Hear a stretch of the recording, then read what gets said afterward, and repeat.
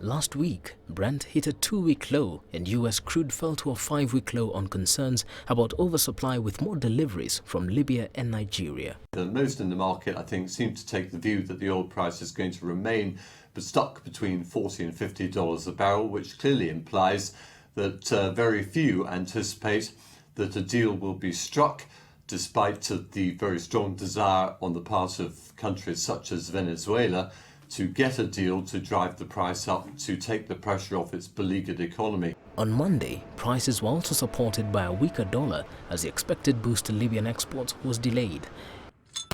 Clashes in Libya have halted the loading of the first oil cargo from the port of Ras Lanuf in close to 2 years and raised fears of a new conflict over Libya's oil resources.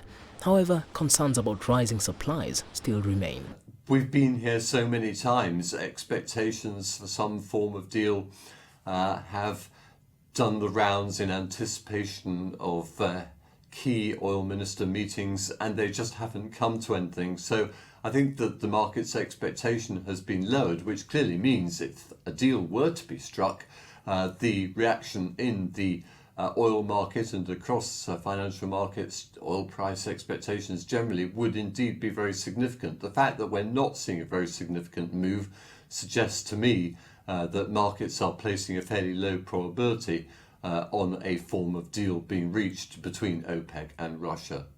The firmer oil price bolstered energy company shares in bourses around the world, allowing European stocks to climb after 2 straight weeks of losses. Wall Street and commodity-linked currencies were also trading higher. Mirungu, CCTV.